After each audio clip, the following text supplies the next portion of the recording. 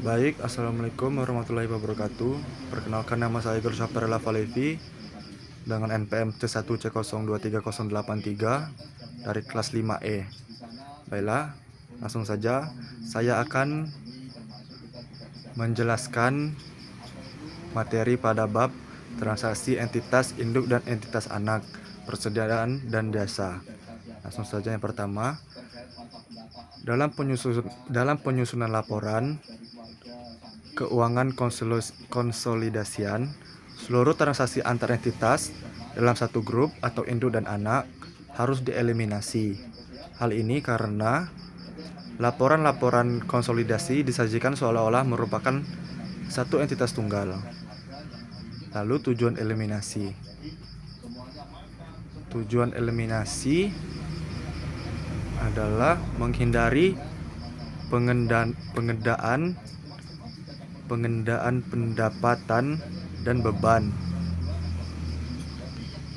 lalu menghindari penggelembungan aset atau laba akibat transaksi internal.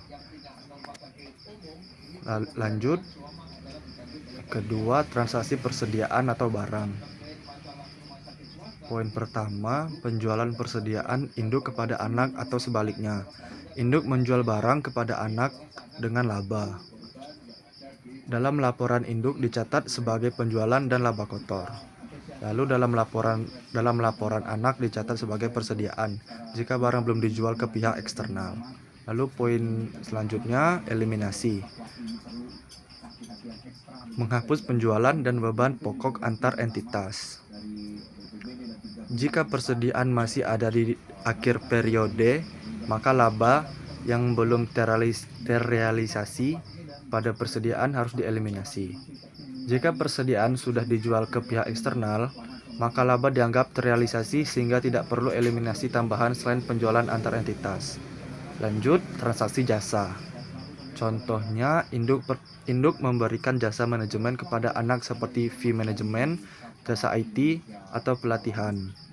Pada induk dicatat sebagai pendapatan jasa. Pada anak dicatat sebagai beban jasa. Lalu eliminasi pendapatan jasa dan beban jasa antar entitas harus dieliminasi. Tujuannya agar laba konsolidasian tidak terdistorsi oleh pendapatan dan beban fiktif. Contoh kasus persediaan.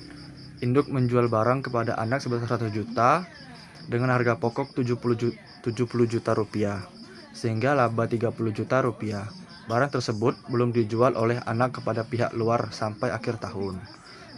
Jurnal eliminasinya, hapus penjualan 100 juta rupiah dan harga pokok 70 juta rupiah. Eliminasi laba belum terrealisasi sebesar 30 juta rupiah yang masih melekat pada persediaan. Lanjut, kasus jasanya. Induk mengenakan fee manajemen kepada anak sebesar 10 juta rupiah. Induk mencatat pendapatan 10 juta rupiah, sedangkan anak mencatat beban 10 juta rupiah. Jurnal eliminasinya, debit pendapatan jasa 10 juta rupiah, kredit beban jasa 10 juta rupiah. Dan kesimpulannya, untuk transaksi persediaan perlu eliminasi penjualan. Harga pokok penjualan dan laba belum terrealisasi jika persediaan belum dijual ke luar grup. Untuk transaksi jasa, cukup menghapus pendapatan dan beban antar entitas karena tidak ada aset yang menimbulkan laba belum terrealisasi. Sekian dari saya. Wassalamualaikum warahmatullahi wabarakatuh.